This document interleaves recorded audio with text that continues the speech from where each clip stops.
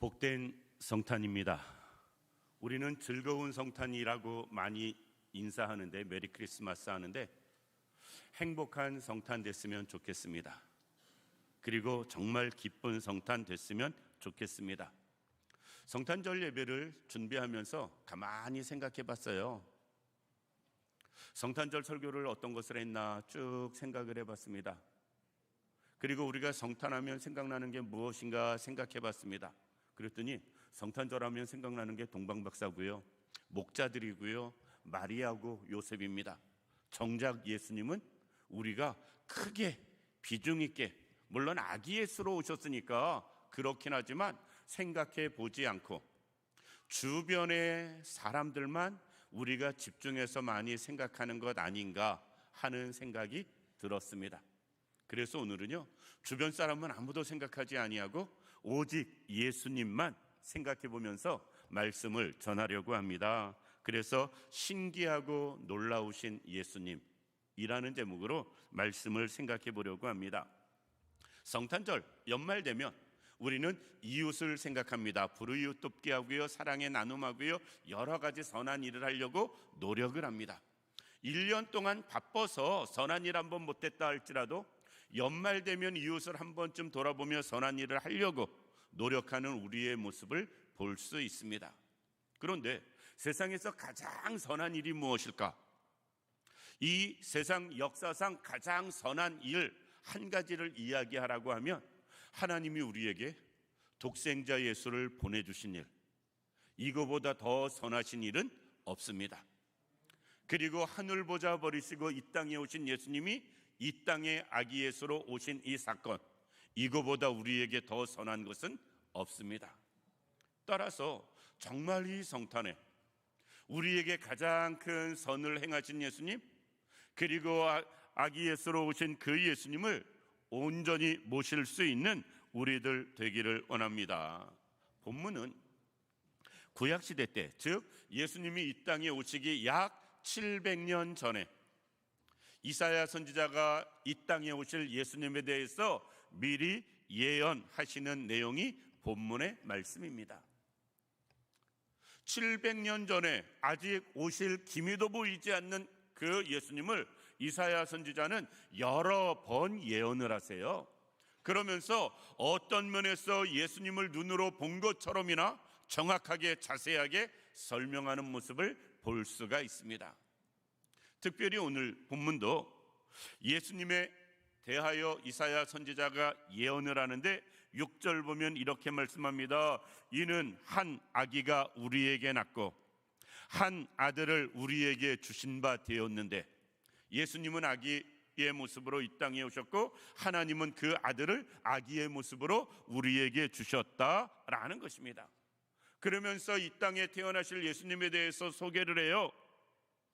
그의 어깨에는 정사를 메었고 그의 이름은 이라고 말하면서 여러 가지 설명을 합니다. 다 설명하긴 너무 시간이 길어질 것 같아서 기묘자 이 말씀 하나 가지고 우리가 신기하고 놀라운 예수님에 대해서 생각해 보려고 합니다. 기묘자라는 이 말은요, 기묘, 즉 경이로운 일이라는 것입니다. 경이로운 일, 신기하고 놀라운 일, 보편적으로 생각해서 상상할 수 없는 일, 그 일을 기묘하다라고 이야기하는데, 우리는 어감이나 느낌상 좀 안 좋은 일도 기묘하다라고 이야기하는데, 이 기묘라는 말 자체는요, 경이롭다라는 말이거든요. 예수님을 통해서 신기하고 놀랍다, 경이롭다라고 이야기하는 이사야 선지자의 예언을 볼 수가 있습니다. 그래서 이 말을 그대로 좀 쉽게 풀어서 신기하고 놀라우신 예수님이라는 제목으로 말씀을 생각해 보려고 합니다. 그러면 예수님은 도대체 무엇 때문에 기묘, 신기하고 놀라우신 분이신가? 예수님의 어떤 부분이 신기하고 놀라운 부분들인가 생각해 보면서 신기하고 놀라우신 예수님이 이 땅에 오심을 우리가 정말 축하하는 날 되길 원하고요, 그 예수님께 경배 드릴 수 있는 그런 삶 되기를 원합니다. 첫 번째, 예수님은 존재 자체가 신기하고 놀라우신 분입니다. 우리는 인간이라고 하고 사람이라고도 이야기합니다. 인간이라는 표현이 됐든 사람이라는 표현이 됐든 상관없이 우리는 인간이고 사람이에요. 그런데 다른 존재가 되어질 수 없습니다. 만약에 내가 인간인데 혹 개로도 되어질 수 있느냐라고 묻는다면 사람들이 저보고 미쳤나? 정신병원 가야 되나? 아직 그럴 나이도 아닌데 치매인가? 이야기할 수 있습니다. 우리는 사람이지 개가 될 수 없고요. 반대로 개가 사람이 되는 경우도 없습니다. 사람은 사람이고 개는 개예요. 그런데 예수님은 하나님이심과 동시에 인간으로 우리에게 오셨다라는 것입니다. 그의 조체는 온전한 하나님이신데 완벽한 사람으로 또 이 세상에 오신 분, 그분이 예수님이다라는 것입니다.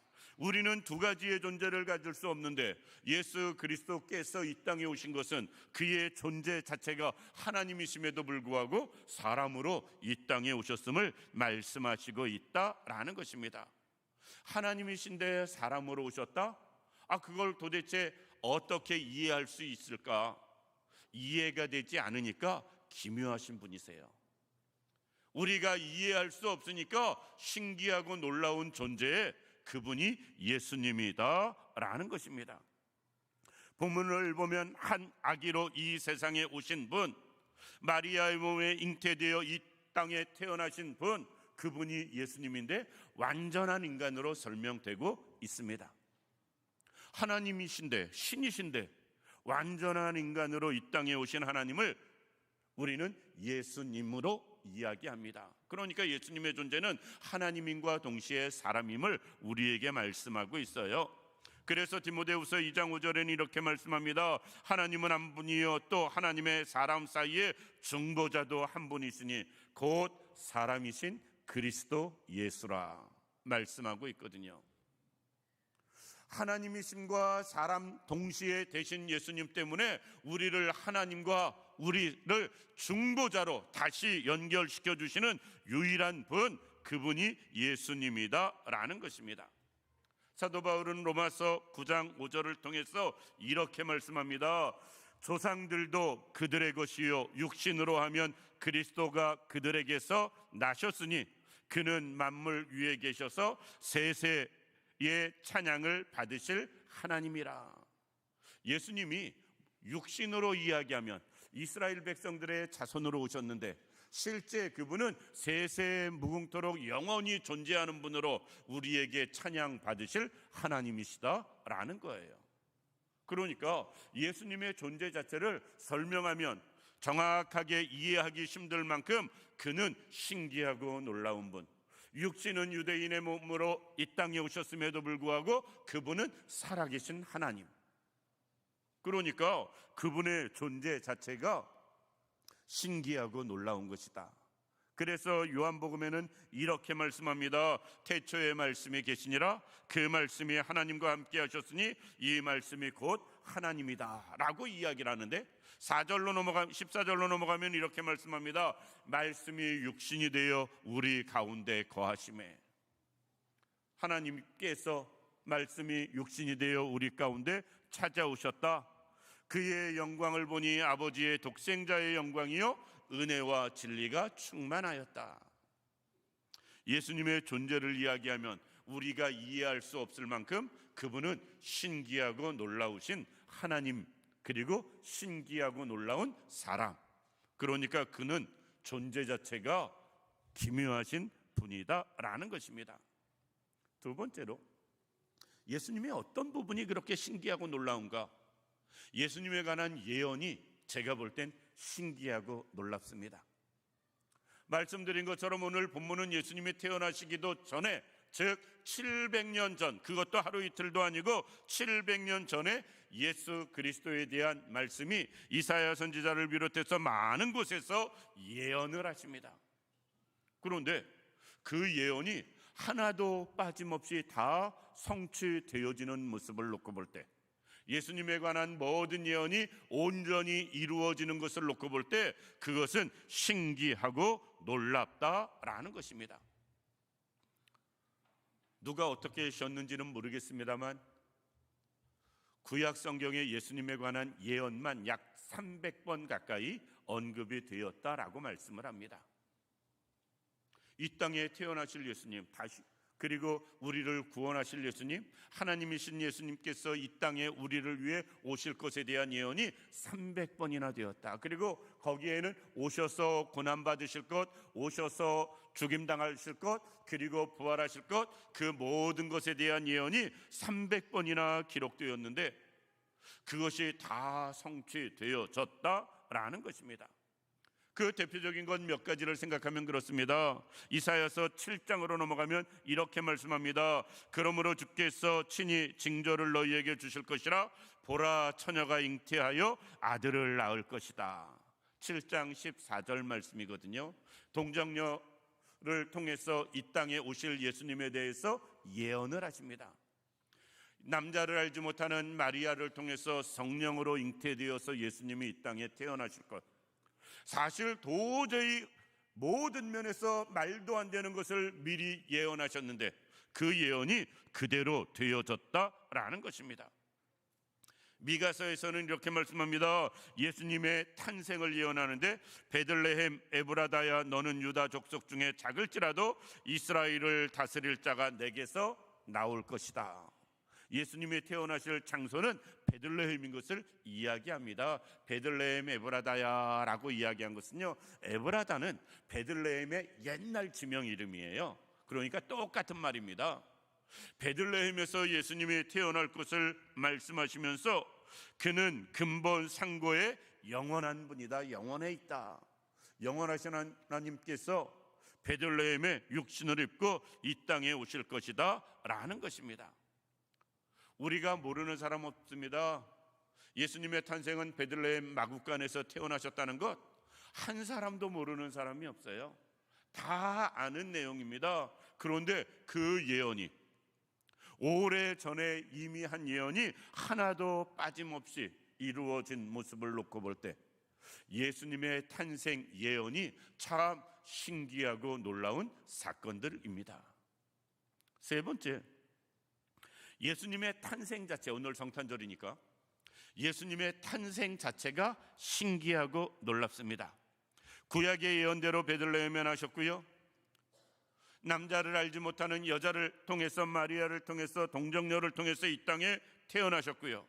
그런데 그의 태어나신 사건을 여러 가지로 놓고 볼 때 신기한 것들이 있는데 동방 박사들의 경배하는 것입니다. 이미 별을 통해서 하나님께서 그의 탄생을 사람들에게 알리셨습니다. 사람들은 관심이 없어 보지 못한 것뿐이지. 멀리 동방에 있는 박사들은 그 별을 보고 만왕의 왕으로 오시는 예수님의 탄생을 알았거든요. 세상에 누가, 이 세상 태어날 때 하늘의 별이 누가 태어날 것을 알려주는 사람이 누가 있겠어요? 예수님 밖에는 없었다라는 것입니다. 동방박사의 경배도 그렇습니다. 들에서 양을 치던 목자들에게 천사가 찾아옵니다. 누가 태어난다고 천사가 찾아와서 알려줄 사람이 누가 있겠어요? 그런데 들에서 양을 치던 목자들이 천사들을 보고서 아기 예수 탄생에 대한 소식을 듣습니다. 강보에 쌓여 그 위에 누워 있는 아이를 보리니 이것이 너희의 표적이다 라고 이야기합니다. 그리고 그 예수의 탄생은 온 백성에게 미칠 큰 기쁨의 좋은 소식이다 라고 말씀을 합니다. 예수님은 태어날 때 하늘의 별이, 천사가 사람에게 알려서 그 예수님의 탄생을 만인에게 알려주시는 모습을 볼 수가 있습니다. 그리고 예수님의 탄생은 계속 말씀드린 것처럼 동정녀 마리아를 통해서 이 땅에 오신 것 자체도 신기하고 놀라운 일입니다. 아무리 설명해도 믿음 이외에는 다른 것으로 받아들일 수 없고요, 다른 것으로는 이해할 수 없는 것, 동정녀 마리아의 탄생, 즉 성령으로 잉태되셔서 이 땅에 오신 예수님, 그 탄생 자체가 신기하고 놀라운 일이다 라는 것입니다. 우리가 잘 아는 대로 마리아가 임신한 사실, 요셉과 마리아가 약혼을 했는데 요셉의 입장에서는 마리아 손 한번 안 잡아봤는데 마리아가 임신을 합니다. 가만히 끊고자 합니다, 관계를. 그런데 천사가 요셉에게 나타나서 현몽하여 이야기합니다. 이 일을 생각할 때 주의 사자가 현몽하여 이르되 다윗의 자손 요셉아, 내 아내 마리아 데려오기를 무서워하지 말라. 그에게 잉태된 자는 성령으로 된 것이라. 천사가 직접 그의 탄생 자체를, 성령으로 잉태되어서 이 땅에 오신 주님을 말씀하시는 예수님 탄생 자체가 신기하고 놀라운 사건이다라는 것입니다. 그러니까 예수님은 존재가 신기하신 분이고요, 예수님은 구약에 예언된 말씀이 그대로 이루어지는 사건이 신기한 것이고요, 예수님 탄생 자체가 신기한 것입니다. 저는 이 성탄절 자체도 신기하다고 봅니다. 종교가 다 달라도 예수를 죽어도 안 믿는 사람도 성탄절이라고 이야기를 해요. 크리스마스라고 이야기합니다. 그러면서 보편적으로 다 출근 안 하고 다 놉니다. 안 믿으면 혼자라도 가서 일을 해야지. 그렇죠? 왜 성탄절이라고 이야기를 하냐고. 안 믿을 거면 말을 하지 말아야지. 전 세계적으로 종교에 상관없이, 지역에 상관없이 성탄절을 지키는 모습을 놓고 볼 때 정말 예수님의 탄생은 신기하고 놀라운 사건이다라는 것입니다. 그리고 그 예수님의 신기하고 놀라운 일은 그의 삶에서도 신기하고 놀라운 능력이 다양하게 나타남을 볼 수가 있습니다. 예수님은 능력이 우리가 생각할 수 없을 만큼 신기하고 놀라우신 분이십니다. 여러 가지 면에서 예수님의 바람과 파도를 잔잔하게 하실 때 주변 사람들이 그렇게 반응하잖아요. 도대체 누군데 바람과 파도도 순종하느냐, 잠잠해지느냐, 도대체 신기하다라는 말이거든요. 예수님은 모든 능력에서 신기하고 놀랍습니다. 왜 그럴 수 있을까?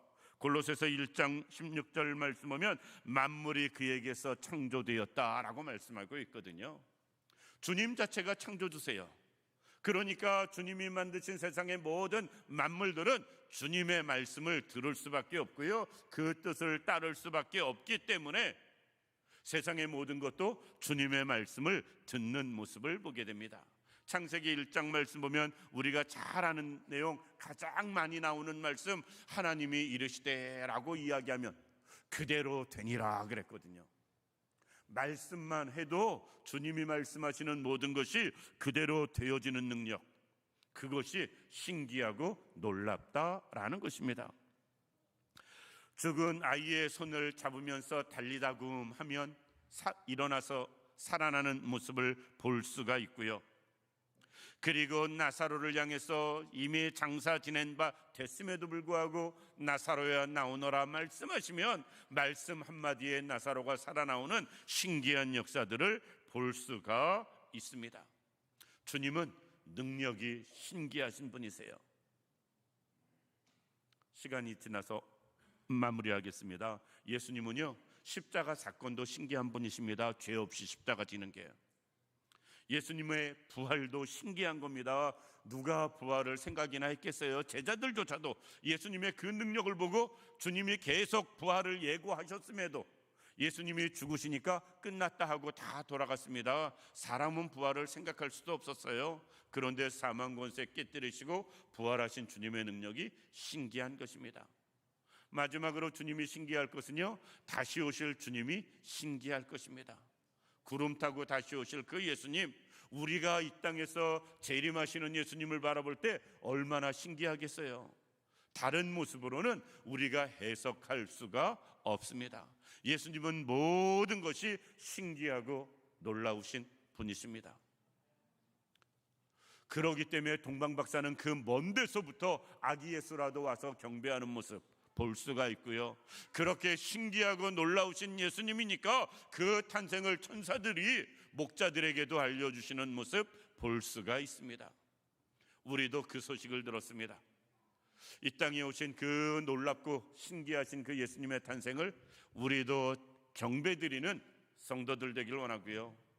이 땅에 오셔서 신기하고 놀라우신 일들을 많이 행하신 그 예수님의 행하신 모든 사건을 우리가 온전히 믿고 의지하며 그분을 따르며 섬기기에 부족함이 없는 우리 모두가 되기를 주님의 이름으로 축원합니다. 기도드리겠습니다. 살아서 역사하시는 참 좋으신 아버지 하나님, 은혜와 사랑을 진심으로 감사드립니다. 신기하고 놀라우신 주님에 대해서 말씀을 통해 생각해 봤습니다. 예수님은 존재 자체가 신기하고 예언 자체가 신기하고 예수님은 탄생 자체가 신기하고 그 능력이 신기하고 놀라우시며 하나님 십자가 사건이 부활이 다시 오실 주님의 모든 일들이 다 신기하고 놀라우신 분이 예수 그리스도이십니다. 우리가 온전히 알고 믿고 따르며 섬기기에 부족함 없게 하시고 그 예수님이 이 땅에 오신 이 복된 성탄을 마음껏 기쁨으로 받아들이고 그 예수님을 마음에 영접하고 온전히 경배하며 살아가는 우리 모두가 되게 하여 주옵소서.